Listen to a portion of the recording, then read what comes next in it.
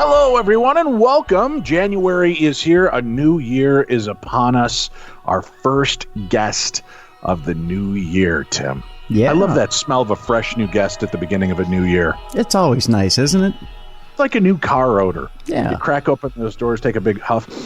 Ah, yeah, and that's what we've got today. Stranger U.S., True Paranormal Stories from the United States. And we've got an interesting set of stories we're going to chat about. Again, John Olsen has been a guest with us before. He is back. He lives in beautiful northern Utah, resides on the far north side of in Lewiston, I believe it is, with his wife and 3 kids. He enjoys the outdoors and spending his time with his family, and apparently into collecting stories of the supernatural from all around the United States. Thank God for that, Tim, because then we have somebody to talk to on the show. Well, yeah. Yeah, it's always good way to start off the new year. Happy New Year to you, John. Thanks for being here with us. Hey, thank you so much for having me on. I really appreciate it. Well, we were kind of forced to with the pictures that you have of Tim and I in compromising positions. You know as well as I do. How he got that one shot of me, I'll never know. But good Right. Good on you, John. Good on you.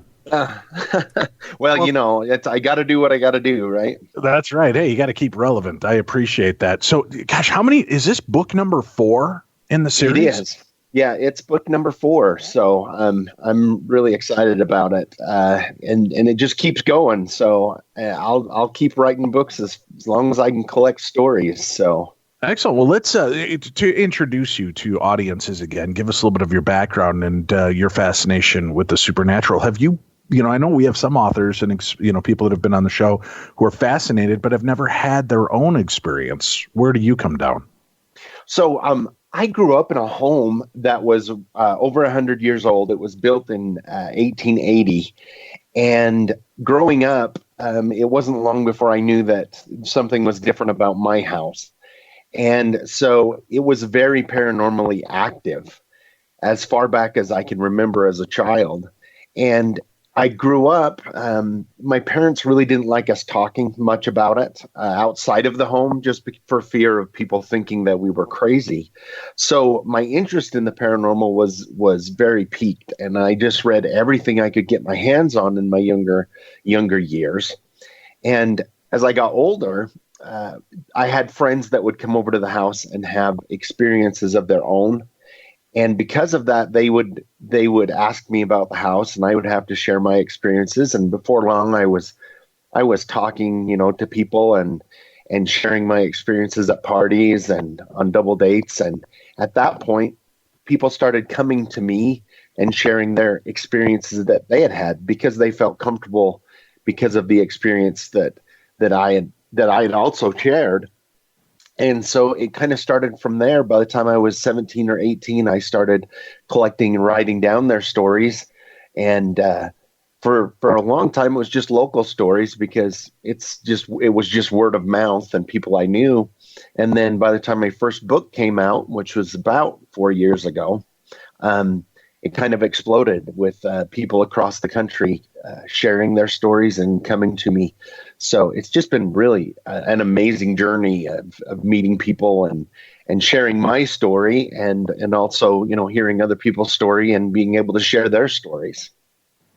Now, as far as your experiences with the paranormal, and I love the fact that you'd be on double dates and they'd want stories. Did that ever scare a date off for you, John? Or they heard your stories once and they're like, yeah, this guy's not for me.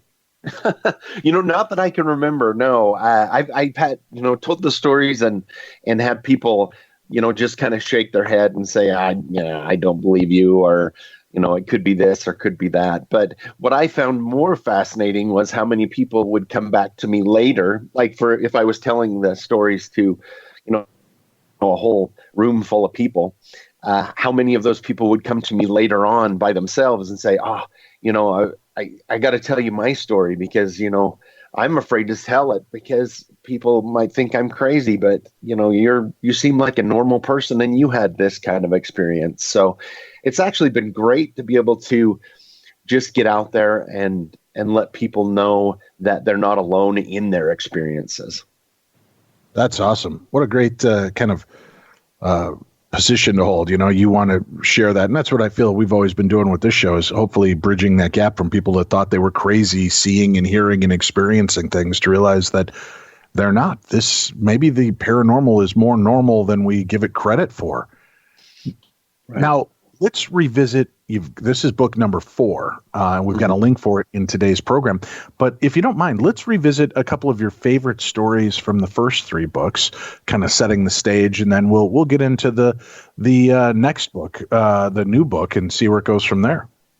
Okay, that'd be great. So, I have a lot of stories that I really enjoy. One, I collect not only ghost stories, but everything related to the paranormal, which, includes Bigfoot and UFOs and even what I call glitches in the Matrix. One of my favorite stories from my first book was from a gentleman named John that I interviewed. And he was a manager at here in Cache Valley, actually on the Cache National Forest. He was a manager of this, I guess, lodge is what it is. That's up in the mountains, way up in the mountains. And he told me the story of one night he was managing the lodge, and it was in September. And so it was after the summer, not quite, ski season. So there wasn't a lot of people. He only had one couple staying the night. And because it's so far up there, the managers will stay several nights and then be home several nights, kind of a 3 on, 3 off, 4 off kind of a thing.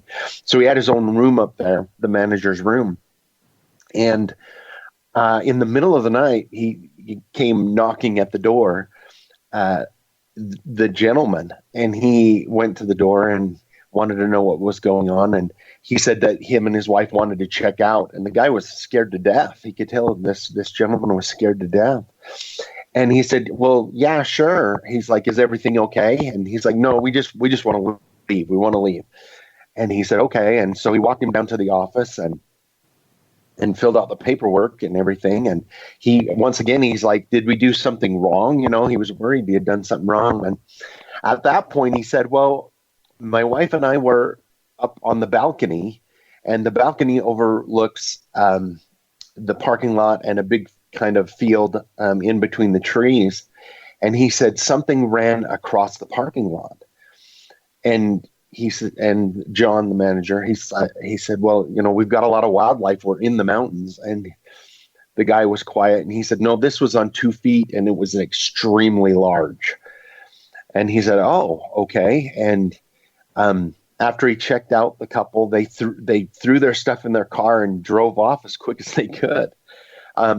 He thought that was really strange, and he went down to the office to file away the paperwork before he went back to bed. And when he turned off the light, there was a big window behind him on the desk. And when he turned off the light, there was an outline of a great big person with no neck, he said, that he could tell was standing in the window behind him. And with the moonlight, it cast a huge shadow on the wall. And he kind of got up and slipped out of the door and shut the door. And he was scared at this point. And while he was sitting there trying to figure out what to do, there came a huge bang on the back of the building that shook the entire building. And so he ran up to his room and shut and locked the door. And he's trying to figure out what he's going to do. He's afraid to call the owner and say what's going on.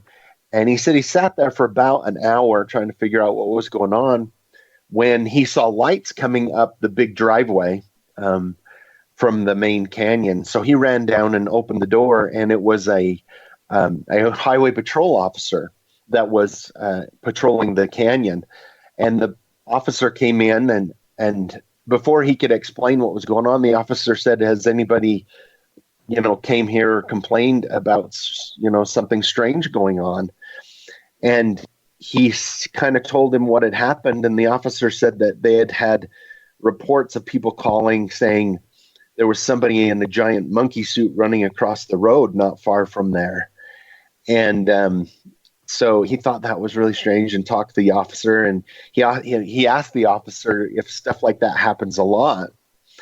And the officer kind of was quiet for a minute and said, well, we're not really allowed to talk about the things we see out here.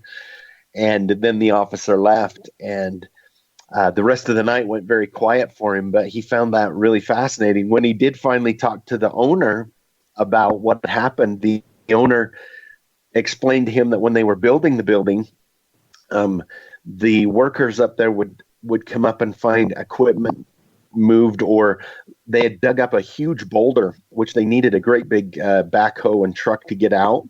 But on several occasions, they came up and it had been moved by something up there, and they couldn't believe that something was big enough up there to move this huge boulder around on the property. But I thought that was a fascinating story. One of my favorites from all of my stories.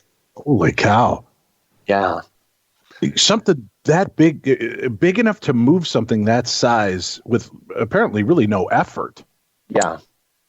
That is crazy. Very cool.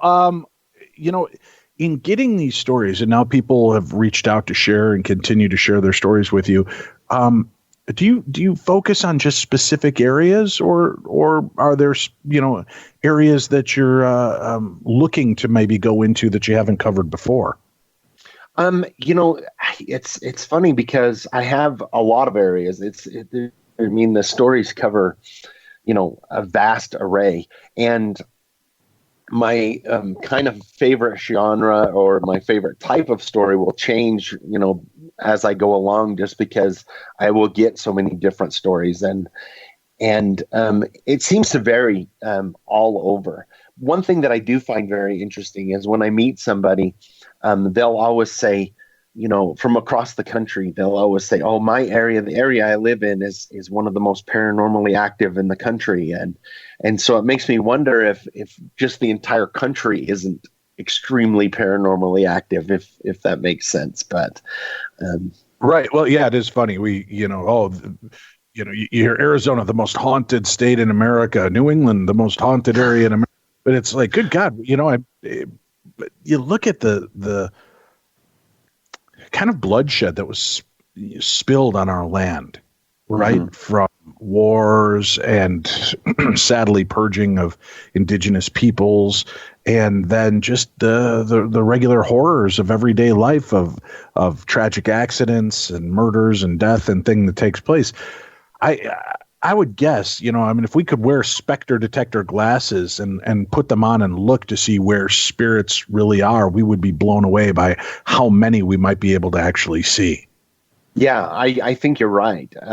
I know that not far from where I live, to the north, is this area. It's called the Bear River Massacre. It's one of the bloodiest Native American massacres in all of the lower 48 states.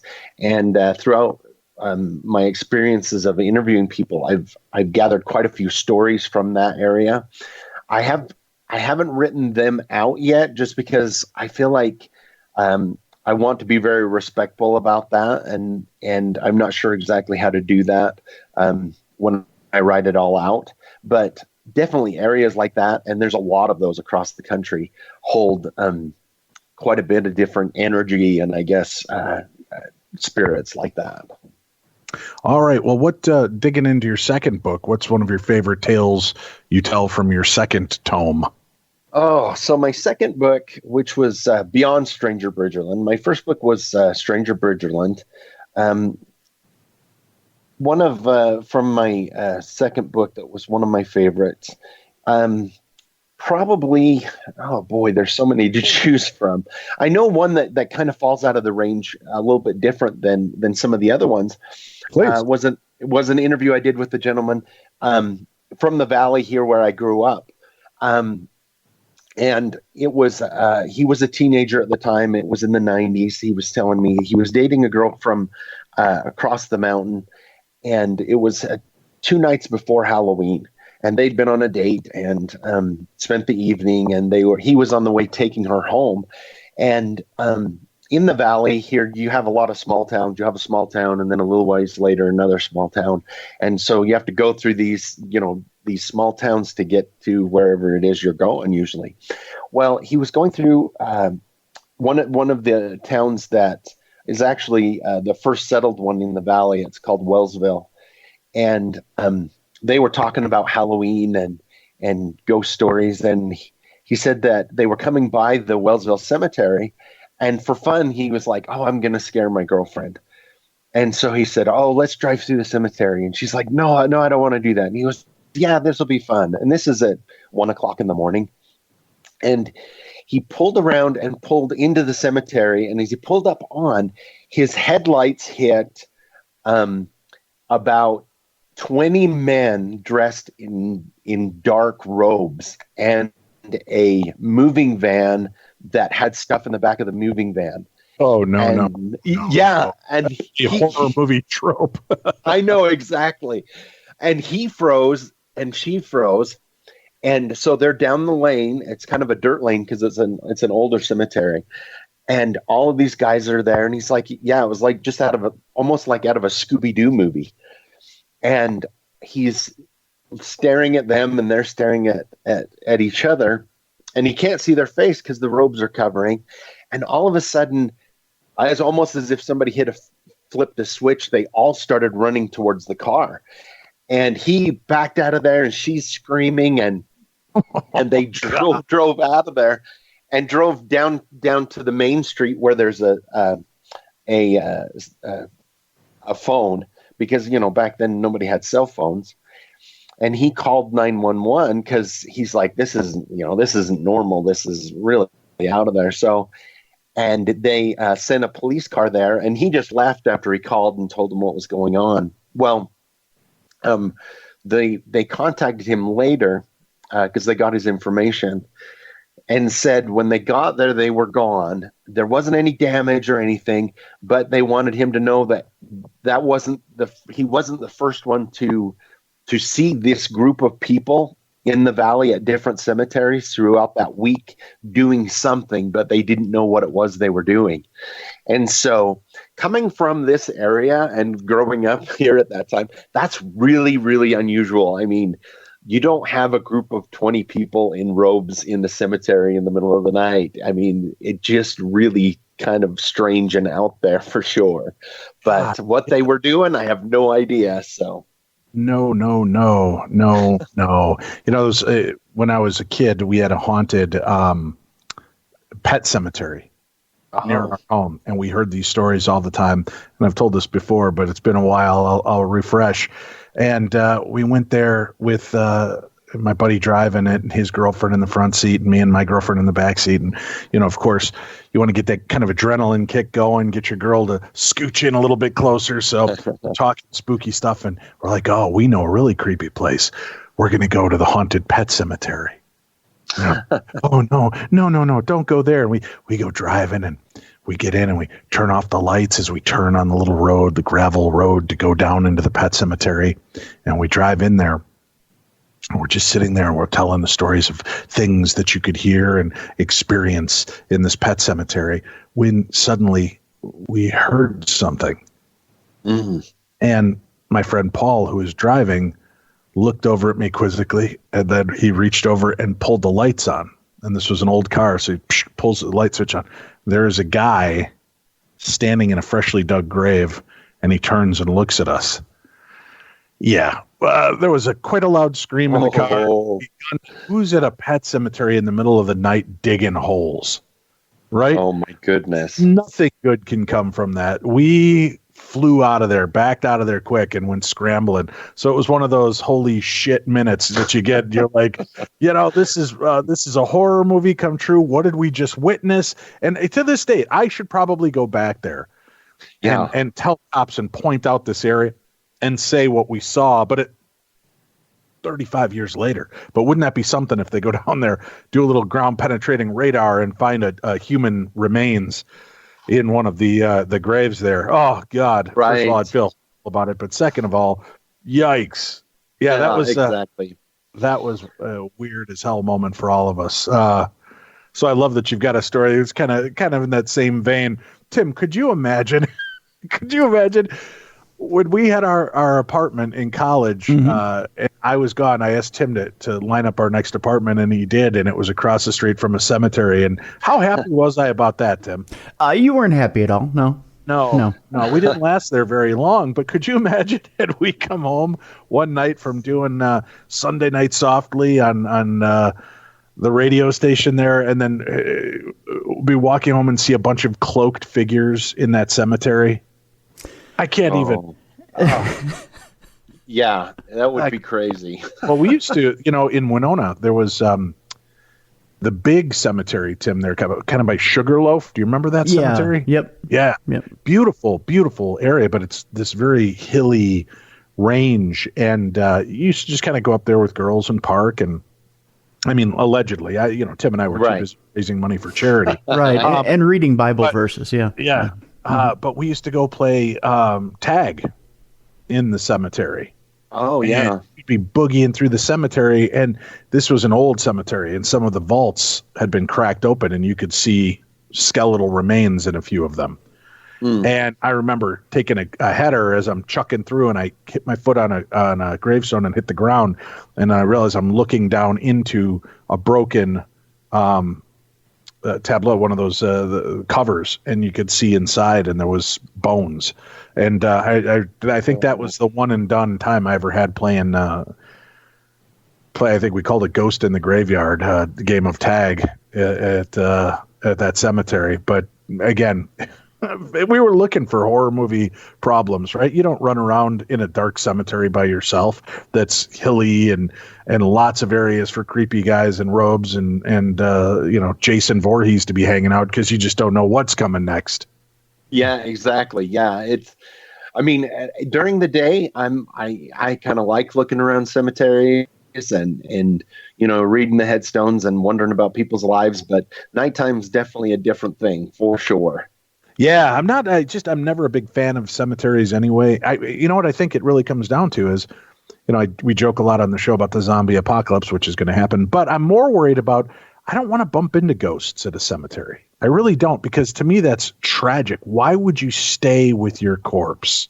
Right. In a cemetery. I want to be, I don't know, in a movie theater, watching my favorite play, hanging with my kids, harassing my wife, whatever I could do from the other side. I just don't see hanging out in the cemetery. That's terrifying to me. And it's too real, when you experience those stories. All right, so we've got a little taste from book 1 and book 2. Let's take a dive into book 3. What was one of your favorite kind of standout, unusual stories from that? So one type of story that I seem to gather quite a bit of, honestly, when I wrote my first book and I told my first black-eyed kid story in there, it was amazing after that book came out, how many people contacted me and said, oh my goodness, I didn't know about this phenomenon, but I had this experience and I thought I was alone. And one of those was Andrew, who contacted me with his black-eyed kid story. He was living in Boise at the time, Boise, Idaho. And he would travel for implementation. He would go all different places. He worked for a company that did software. So he would go and spend a couple days to a week at a company that had bought their software. And he would go and show them how it works and get it all hooked up. And at one point he was in Montana, Bozeman, Montana, and had done an implementation. And he got done a day early. And he had driven. It's quite a long ways from Boise to Bozeman, but if he drove, I think he was telling me if he didn't fly, his company paid him extra money or something for driving, and he really didn't mind driving. And so he left late from Bozeman, planning on getting home, early in the morning to Boise. And as he traveled, he ended up having to get off of the main highway because of an accident. And so he looked up where he was going, and there was a road that travels. It's almost a shortcut from where the highway would go, but because it's a 2-lane road, it's slower. But it goes right above an area called Craters of the Moon, I believe is what it's called, National Park, which has got its own creepy stories that go along with it. But he was getting low on gas, and it was around 1, 2 o'clock in the morning, and he stopped at this little tiny town to get gas. And the gas station was closed, but he had his credit card, so he pulled into the gas station. And when he pulled in, there was two kids standing just outside the parking lot, which he found really strange that they would be out in the middle of the night. But he kind of tried to, ignore this. And he started filling up his car. And all of a sudden, the little girl, there was a little boy and a little girl. The boy looked a little bit older. She was all of a sudden right near the car, and he didn't even see her come up, and was asking for a ride. She was about 8 or 9 years old, and said, we live up the road. We need a ride home. And she was asking, we lost our mother. Can you take us for a ride up the road to find our mom? And he just got this really dark, horrible feeling about the whole situation. He's like, no, I don't know your mom. I don't know you guys. I'm just passing through, And she's like, can't you help us find our mom? And she's doing it in this sweet little girl voice, but something inside of him is just screaming, get out of there, And he ends up, telling her no and getting in the car. And as soon as he gets in the car, the little boy is on the other side. And he's like, that's not fair. Please help us. You can't turn us down. We're little kids, which to him sounded really strange. And at that point, when he looked up at the little boy, he could see the little boy's eyes were jet black. And he just, at that point, lost it, which anybody would, threw the car in gear and drove off. And the last thing he saw of the kids, he looked in the rearview mirror. They're both standing under the light at the gas station, just staring at him.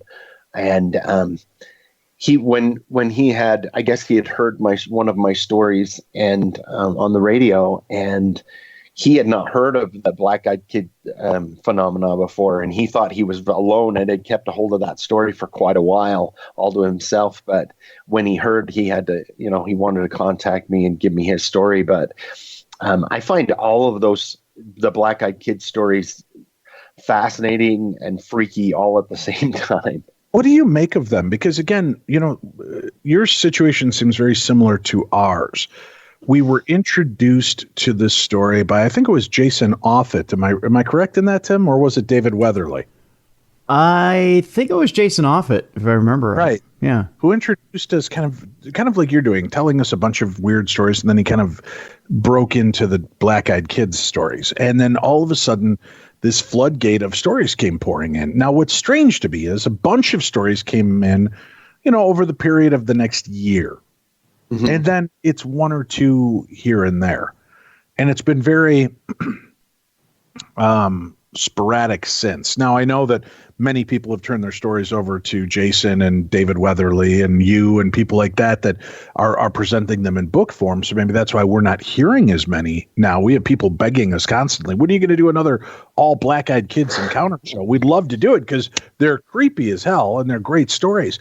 But what do you make of it? Do you think this is following more of the urban legend, the myth of this happening, and that is bigger than the story itself, that people are creating it to become part of the mythos? I think it could be a combination of both.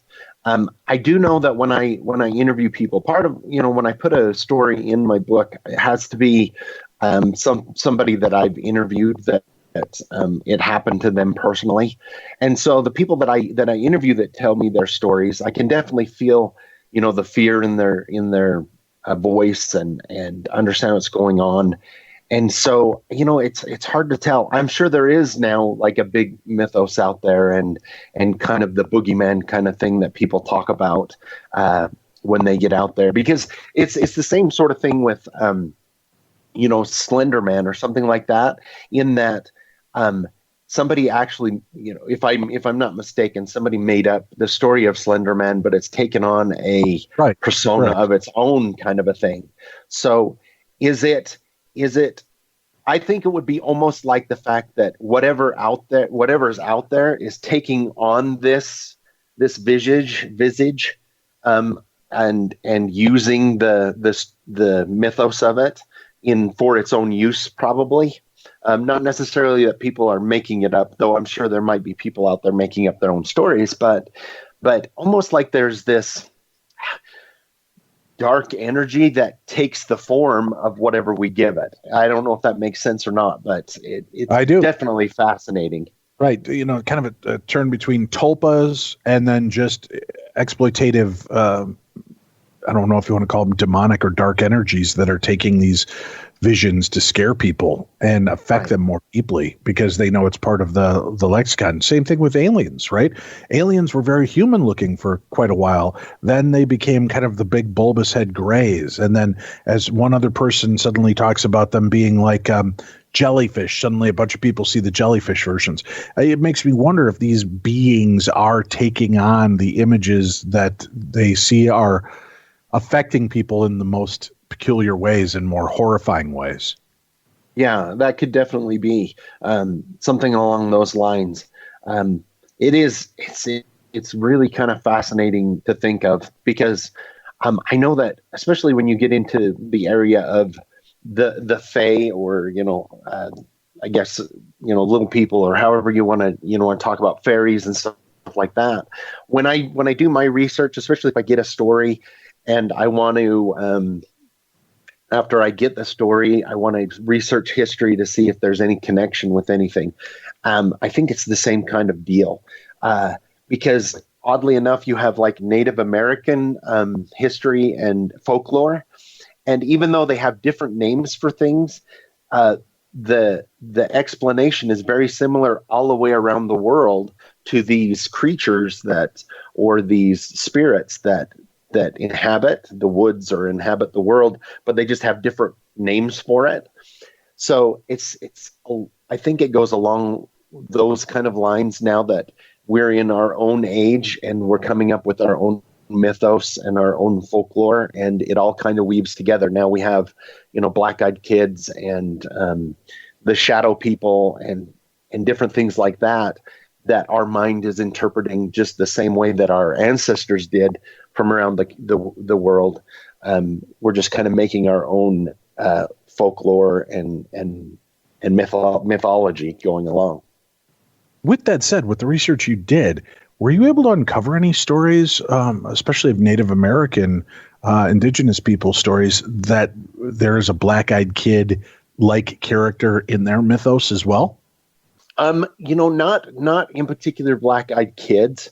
I know that I have interviewed people who've had experiences with creatures in the woods, and then I'm able to go back and pin down that creature to a Native American folklore or Native American creature that they talk about.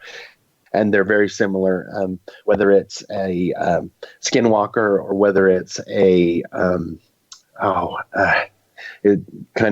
kind of left my mind at the moment, but nothing black-eyed kid wise, but there are definitely connections with other stories. All right. That was a great place. We'll take a quick break. And when we return, folks, let's take a look into the new book. Our guest today, John Olsen. Stay tuned. You're listening to the best in paranormal talk radio. I'm Dave Schrader. That's Tim Dennis. And this, of course, is Darkness Radio.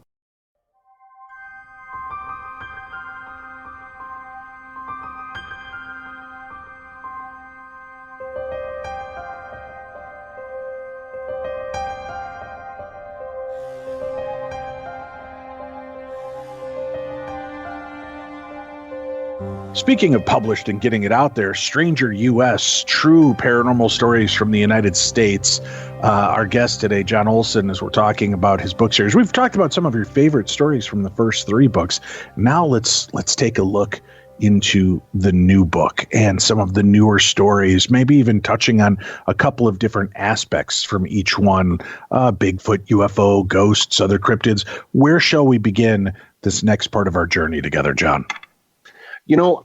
It's got a good smattering, at least I believe, of all different kinds of stories and from all different, aspects of life. One that kind of stands out to me as different and not your kind of average story, came to me by Josie. And Josie, I was able to contact Josie through a friend of mine who came to me and said, "Oh, I know somebody who's got a story.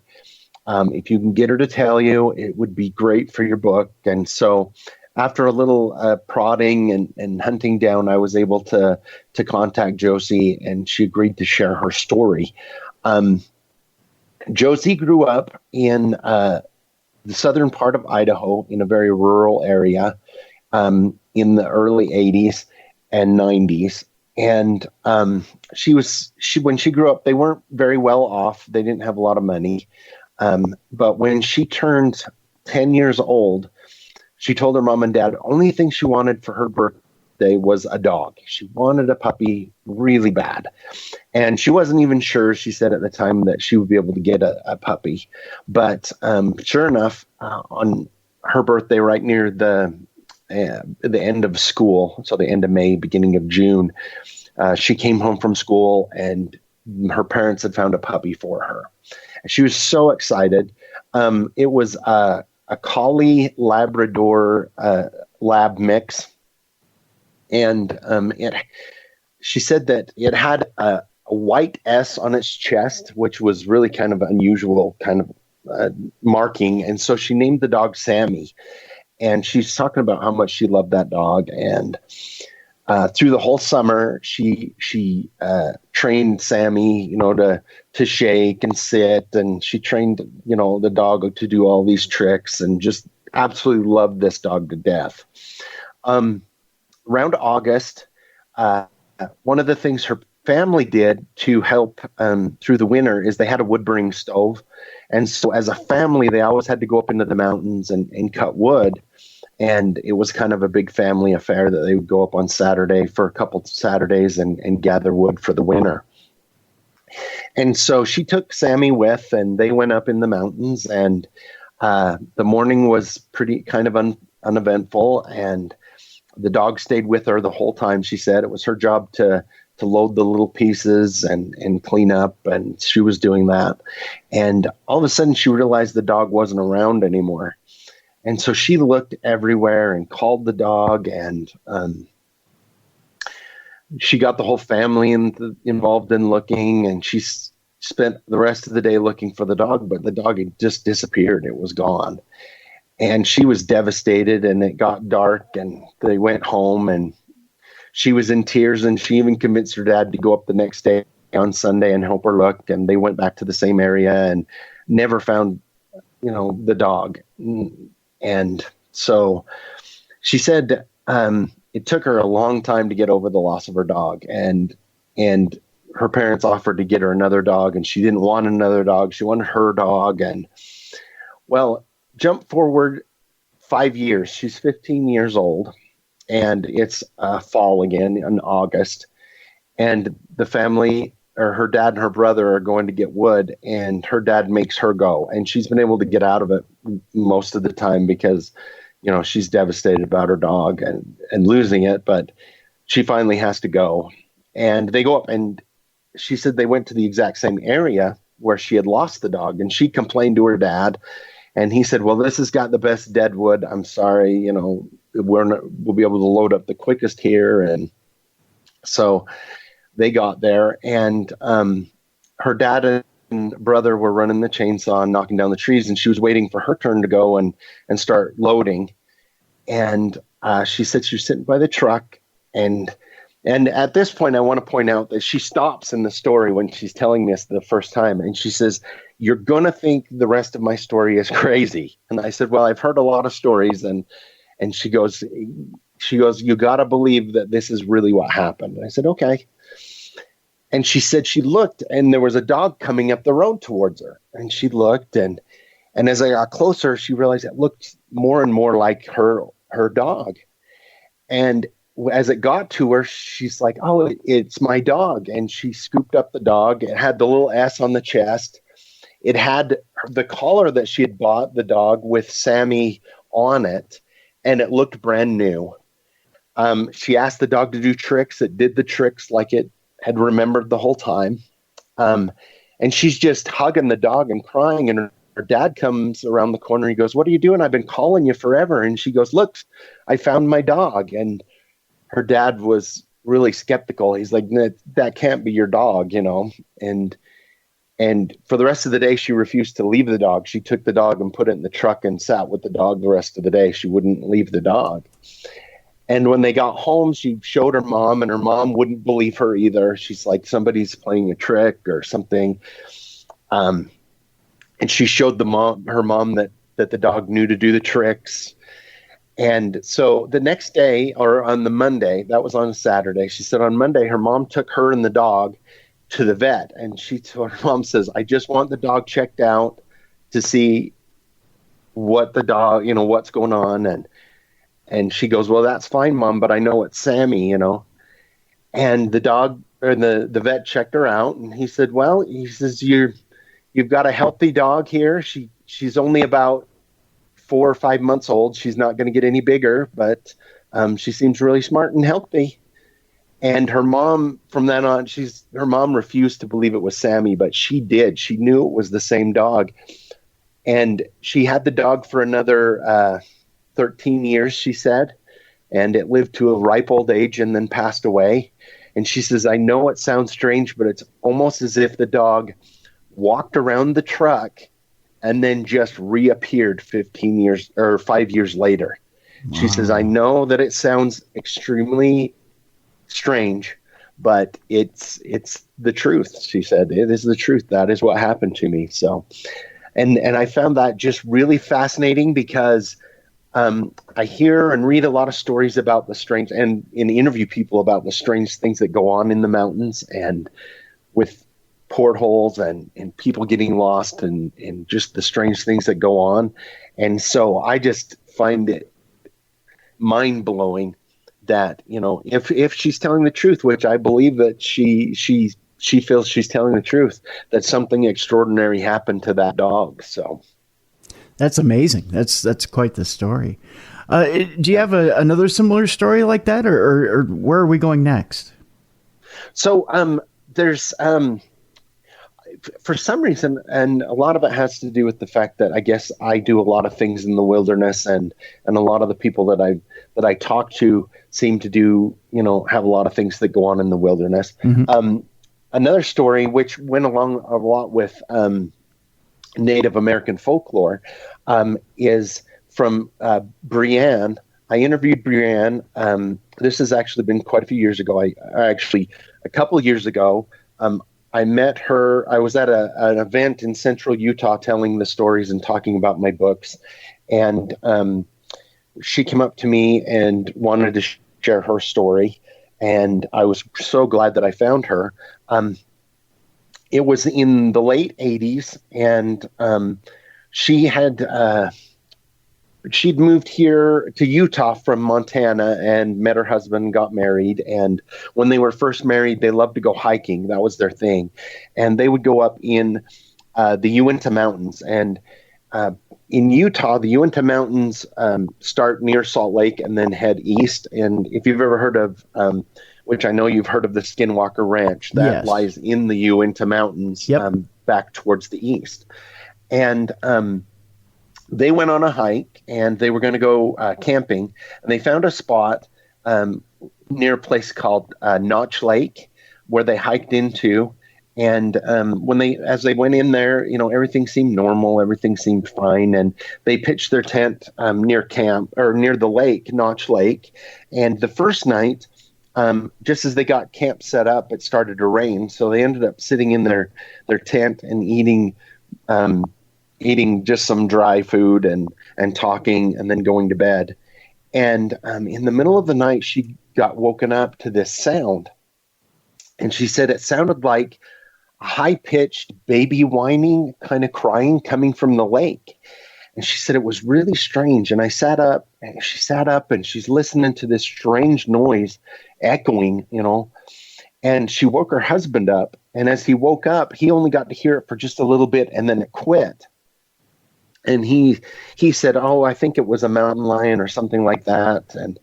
And she wasn't so sure, but he fell back to sleep, and she sat listening, and she realized that at that point too, that as the sound was going on, a lot of the other sounds in the wilderness had stopped. And as it got quiet again, and a little bit later, the crickets started again, and the bugs started again, and the regular sounds.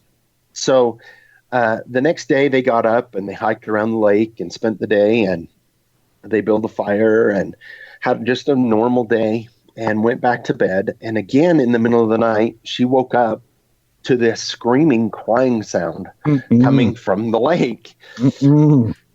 And she woke her husband up, and he was listening, and he's like, yeah, I don't know what that is. And he got up and grabbed the flashlight and put his boots on. And she's like, where are you going? And he's like, I'm going to go find out what's making that sound. And she's like, well, you're crazy. And he's like, well, do you want to stay here alone, or do you want to come with me? And she didn't want to stay alone. So she threw on her boots, and they went out, and she said they had an older flashlight, and the beam was kind of a little bit dim. If you remember the flashlights from the 80s, they're not these nice ones that we have now, but it was working. Don't you ever well enough. Ever pick on these. No, I know it's right. Those flashlights that put out like light in a circle, but the middle's kind of still murky. Yeah, right. I remember those kind of flashlights. Yep, exactly. And they followed the trail down towards the lake. And actually, when they got out, the flashlight wasn't working great. But it was light enough with the moon and everything. They turned the flashlight off and followed the trail down and got to the edge of the water. And that's when they could kind of see something on the edge of the lake. And that's when her husband flipped on the light and shined on this creature. And she said that it looked like almost like you would think of the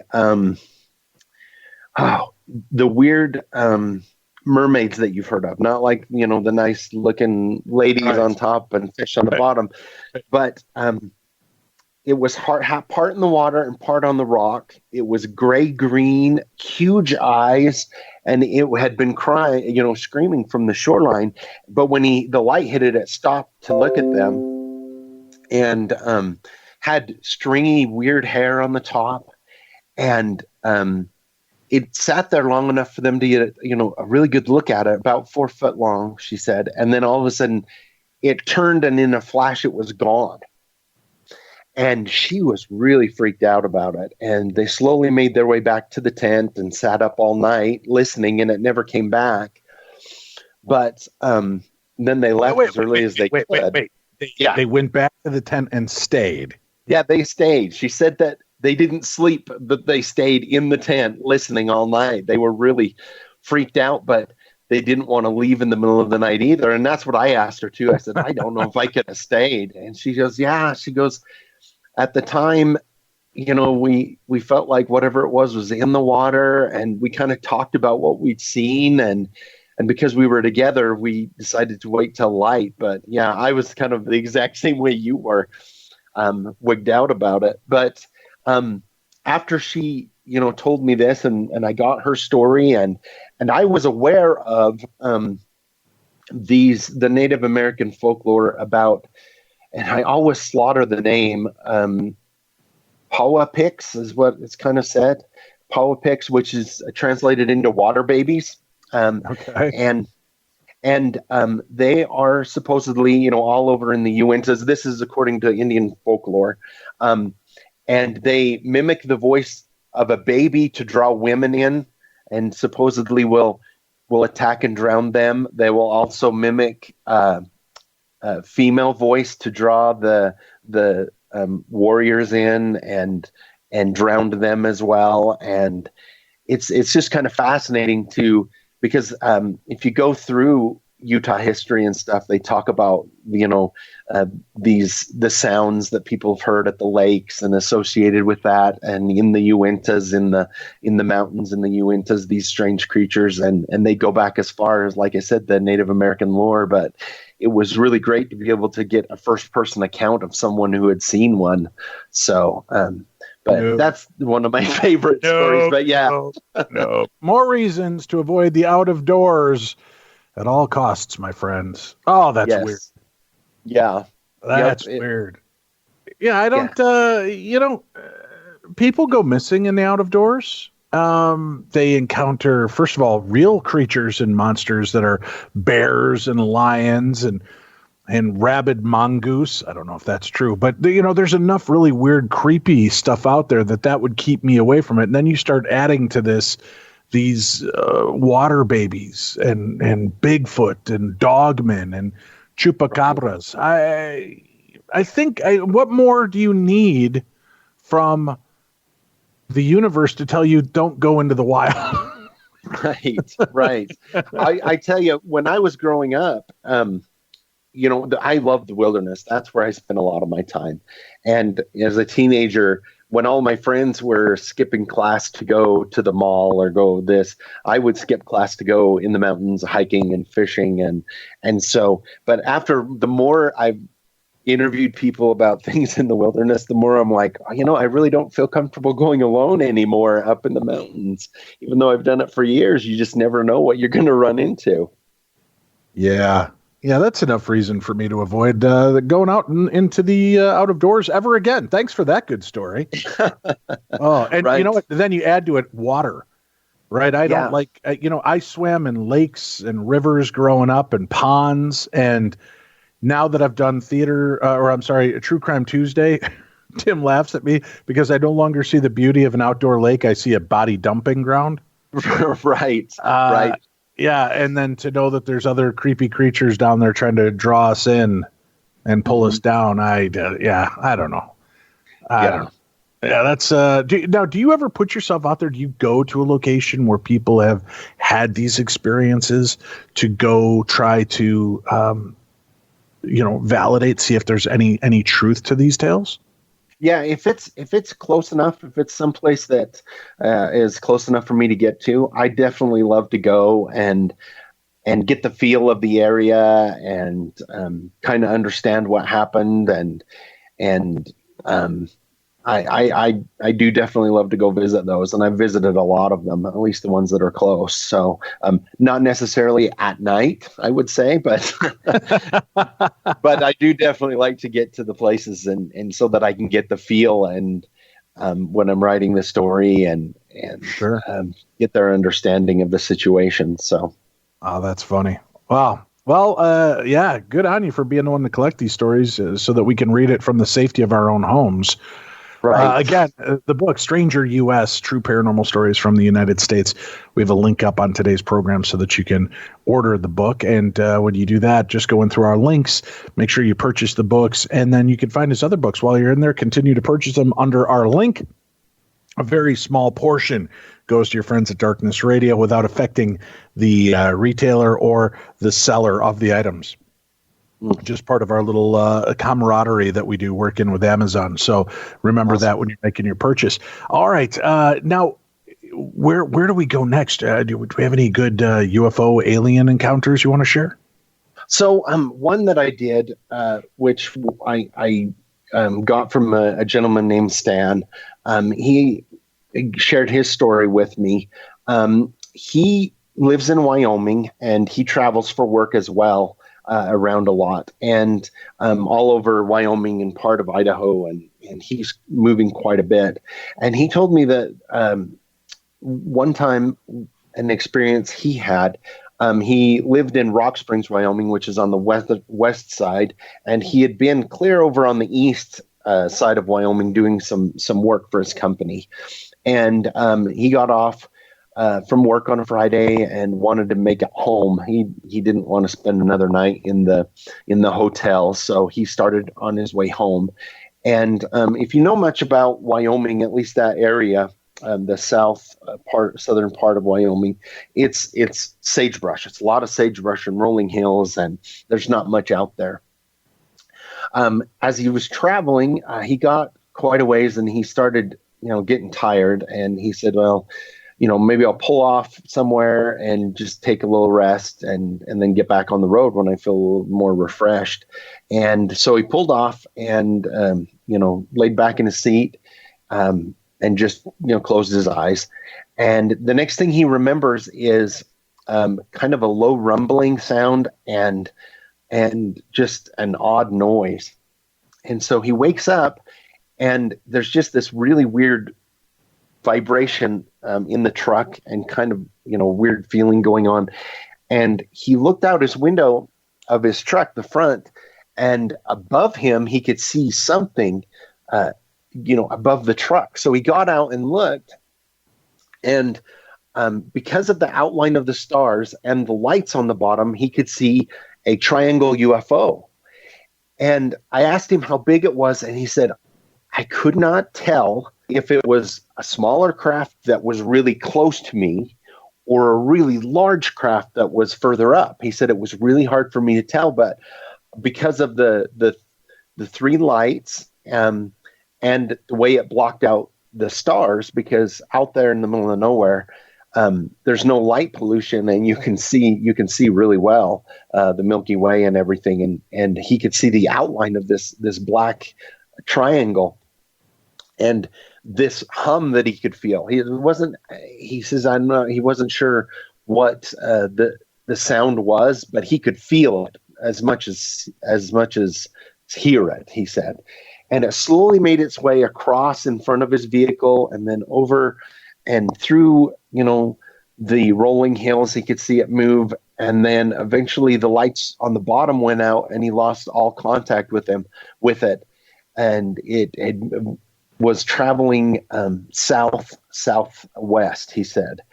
But he watched it for quite a while, just out there in the middle of the desert, in the middle of the Wyoming flatlands. And he said it was amazing to see, because something that large, whether it was even a smaller one close or whether it was huge and up there further, the fact that it was able to stay up in the air and just move so slowly. And he said it was very amazing. And I asked him if he knew about, the large triangle UFOs that had been seen all over. And he had heard of the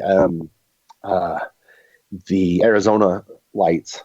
But he said it didn't seem as big as they talked about on there, but it was definitely large and moving that way. And I found that really fascinating, that it woke him up somehow, that he was able to wake up from a sleep because of that static hum that was going on in his truck. But that's cool. Now I've got to ask you, because obviously, we talked a little bit about the Black-Eyed Kids. Mm-hmm. In the last segment, and you've written a new book. Do we have any new Black-Eyed Kids stories you can share with us? Because our listeners are voracious for this. Yes. Their appetite is unyielding where it comes to Black-Eyed Kids. Yeah, I did interview a gentleman and his wife. They had been, they were a couple that loved the outdoors and planning hikes, and they had gone on a hike, again in Wyoming. This one happened in Wyoming, in an area, it's called the Wind River Range, and it's a wilderness area. And you have to plan your trip and contact the natural resources and everything to make your plans to go in there, because they want it to where you feel like you're all alone up there, no matter how far in you hike. And so they did that. And as they were hiking in, he said he noticed that at first he could tell there was something following them in the tree line as they were hiking along the trail. And he didn't want to say anything to his wife to begin with, just because he didn't know what it was, and he didn't want to upset her. And after a few minutes, she mentioned, she's like, have you seen that? There's something following us in the tree line. And he's like, yeah, I saw that. And they weren't alarmed at this point, but they kept going. And they were doing basically a 25-mile hike in, and then they were going to spend a couple days and then 25 out, which is a long hike.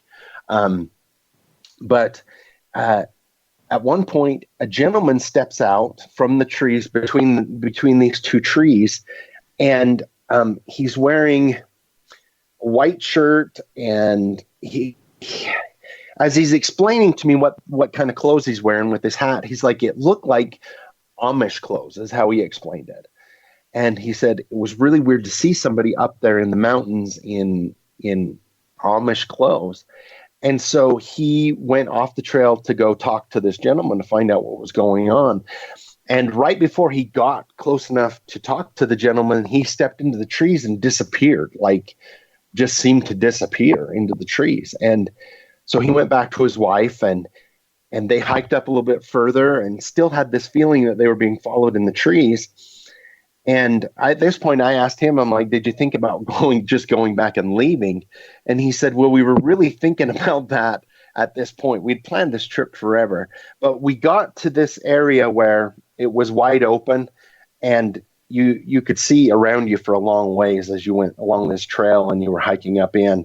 And he says, we got to that point, and whoever or whatever it was stopped following us. We didn't see anybody the rest of the day. So we hiked way back in and set up our camp, and we felt fine about it. And I said, okay. And he says, we spent the night. Everything seemed great. He says, I got up in the morning and walked down the trail, put my shoes on and walked down the trail to the little lake near where they were camped, because he was going to go fishing. And down by the lake, a little girl steps out in a homemade white dress, not very far from him. Same situation. Now it's a little girl. And he called out to her, and she didn't say anything. And again, he walks towards her to try and figure out what's going on. And she walks into the trees and disappears. And at this point, he's like, nope, we're done. We're 25 miles back in here, and I don't know what's going on. So when he hurried back to camp, and his wife's like, I'm seeing that movement again. He says, our friends are back. He said, let's go. And so they threw, their packs together and headed out. And again, they're seeing movement between the trees, that people are following them in the trees. And they get to a point, and again, a younger person steps out between the trees, and in Amish old style clothes. And this time he charges towards the kid to find out what's going on. And he gets close enough this time that he sees that their eyes look black. It looks like they have black eyes. And he notices that right before whoever this kid steps into the tree line again and completely disappears. And he can't see tracks. He can't see anything. And so he runs back to his wife, and he dumps everything out of their pack that they don't need as essential. He said all their food, just enough water to get out. He's like, I want to go as fast as I can out of there. And so they did, and he put his wife in front of him and said, you go as fast as you feel like you can, and I will keep behind you. And so they hiked out, and again, through most of the way out, they felt like they were being followed, that people were watching them from the trees, movement between the trees, tree line, and they got up and out of there. But I associate that definitely with the black-eyed kids, just because he mentioned that, it seemed like the eyes were black when he did finally get close enough and a close enough look. And even though they never talked to them, again, it's another reason that you question when you go into the wilderness. You have no idea what you're going to run into. That's the stuff. That's the stuff that makes you sit there scratching your head and shaking your head and going, nah, I don't need it. Don't need it. Not important enough for my life to deal with this. Right. You've got a lot of great stories in the book. How many stories total do you cover in the new one? I'm trying to think exactly how many I had in there. 25, I believe, 25 or 26, if I remember correctly. Maybe a little bit more than that, actually. So it seems like every time I do a book, they end up being a little bit longer and a little bit longer, just because I'm getting so many stories. So, has there been a story that you haven't included that you wish you would have? I do have stories that I still may add in someday. I keep them all, in files, and I've got files. When I get ready to write up my stories, and when I get ready to add them to the new book, I have my wife and my editor help me go through and decide which stories to go in and which haven't. I do have a lot of stories. I tell people this all the time. I do have a stack of stories that they seem to be a little bit more towards the darker side or more demonic kind of thing. And I kind of am wary of writing about them for some reason. But someday maybe I will, do a whole book about those or feel more comfortable about writing them. I guess maybe my fear is I don't want to necessarily encourage people to poke in that area, I guess. But I definitely have stories from people who have done things that they wish they hadn't, looking for the paranormal. Can you give us a little taste? So I interviewed this girl once that her boyfriend had talked her into doing a Ouija board seance. And she, in her story, when I interviewed her, at first her whole thought was, it's just silly anyway. You move it around or he's moving around. There was actually 4 of them. It was 2 couples that were doing it at the time. And she went very quickly from somebody who was skeptical and a non-believer into understanding that there are forces out there that are beyond our control. During the time they were playing with the Ouija board, she was convinced somebody was moving the planchette, and it started mentioning things that only she knew, or at least only she thought she knew. And then at that point, she didn't want to do it anymore. She wanted to play. And then for days later, she was haunted at night from a dark entity that would come into her room and terrorize her. And it took her quite a while of getting some help to get that taken care of and unattached from her. So that's kind of a little snippet of some of the stories on the darker side that I've actually been able to gather. Very cool. Well, we appreciate you coming on. It's a great way to kick off the new year. A bunch of creepy stories, fun paranormal tales to share. And folks, we've only really scratched the surface of any of these stories. There's so many more stories in each one of his books. You had just a little smattering, a taste from each one, and you'll be checking out. Are you working on your next book already?